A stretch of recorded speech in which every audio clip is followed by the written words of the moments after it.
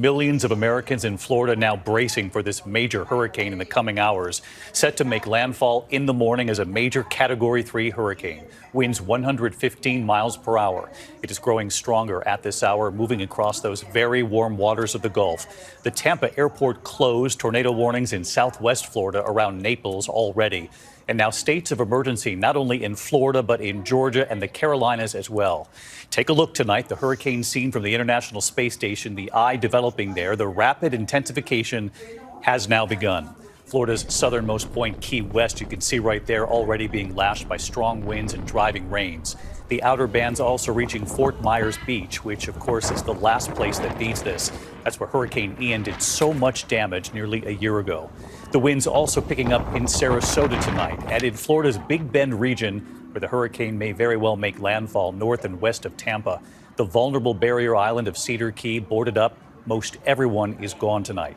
At this hour, the newest track coming in just late today, a slight shift in that track. Ginger will take us right through it, where it will now hit. Hurricane Idalia now about 200 miles from Tampa, moving at 16 miles an hour. Expected to make landfall north of Tampa. So let's find out where. And of course, we always know that this path could still shift. Let's get right to Chief Meteorologist Ginger Z, where the winds are already whipping tonight on Treasure Island, Florida. Ginger? Hey, David, we will be with you for every wobble of that track overnight. But right behind me, the darkening skies, the outer bands of Idalia. The center is about 150 miles to my southwest. That thing is charging north, though, and it is going to race toward the Big Bend, which is far from here, but we will still see impacts as far south this year. Already have, as you showed. A quick look at the radar tells you, and the path, that this is the Big Bend, that Appalachia Bay area. Cedar Key, Steinhatchee, all in line for a tomorrow morning landfall. It stays a hurricane even into South Georgia, then stays tropical storm, South Carolina, North Carolina, late tomorrow into early Thursday. And when we're talking about impacts well beyond the cone, this map shows you those tropical storm warnings all the way to the Outer Banks, hurricane warning, Apalachicola, down to Bradenton. It also goes through Gainesville and right at the coast. Number one way we lose life and property is storm surge, 10 to 15 feet. We're talking moving buildings type of water. That is that Steinhatchee Cedar Key area where we could see that unsurvivable condition as it makes landfall tomorrow morning.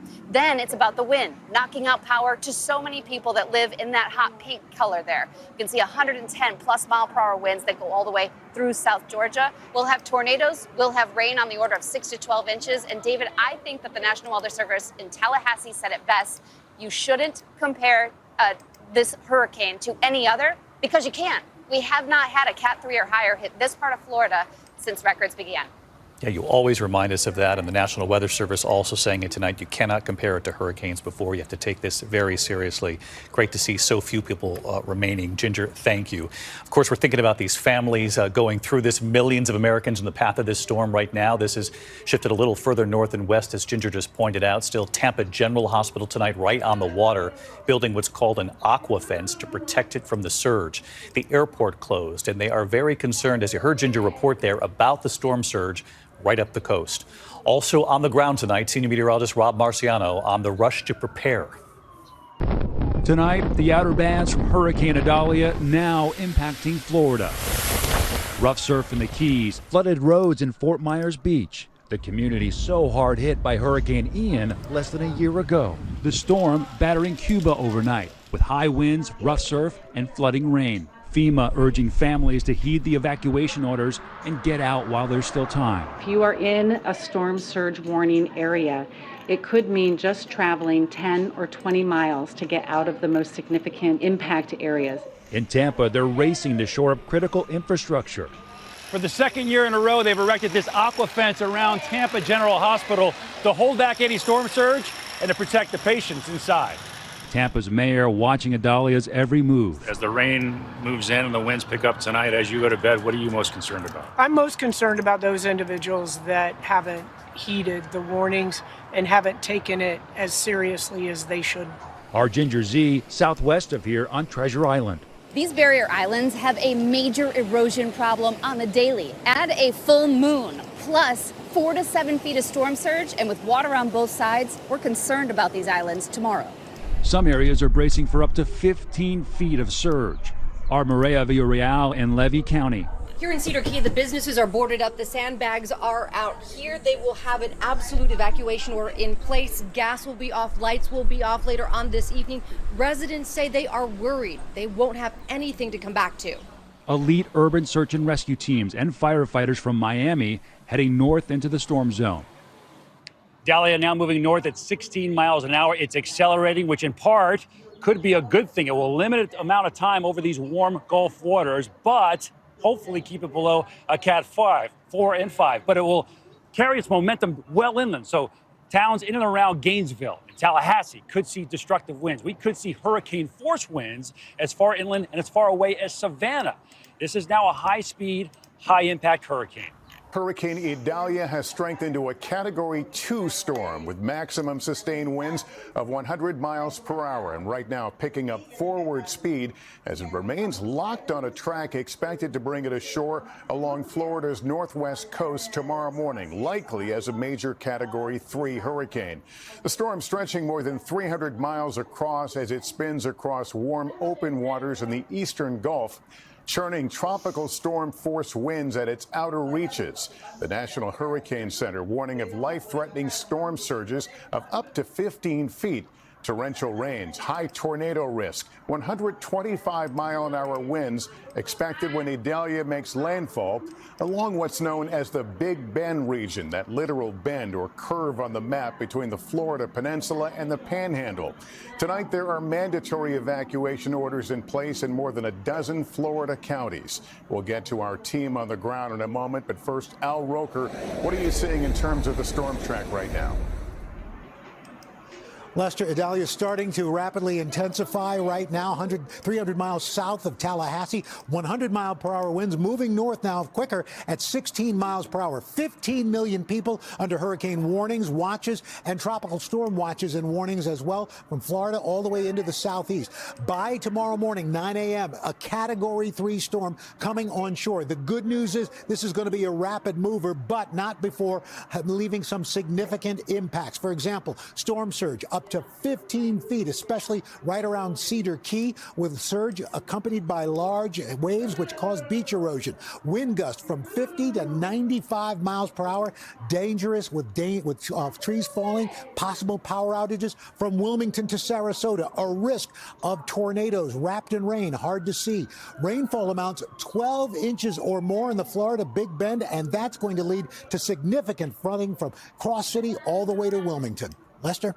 All right, Al, we've been talking about just how dangerous that storm surge could be as Idalia slams ashore. Our Tom Llamas is in Crystal River, Florida. That's about 80 miles north of Tampa, where they could see 12 to 15 feet of surge. Tom, good evening. Lester, good evening to you. As you mentioned, this stretch of Florida is known as the Big Bend, and they are getting ready here for something they have never, ever seen before. A likely Category 3 hurricane that will be getting stronger and stronger up until the time it crashes right into this coast.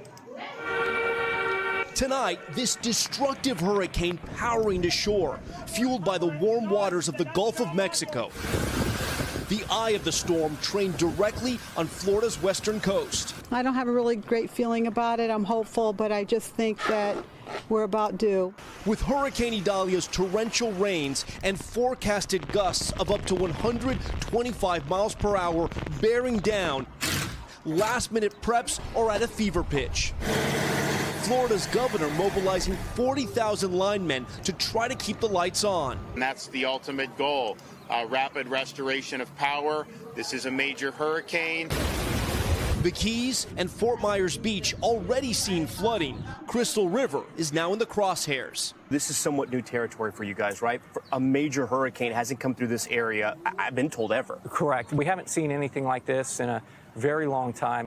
Idalia threatens to wash away parts of the Florida coast with record-setting storm surge. That's a hurricane's deadliest threat.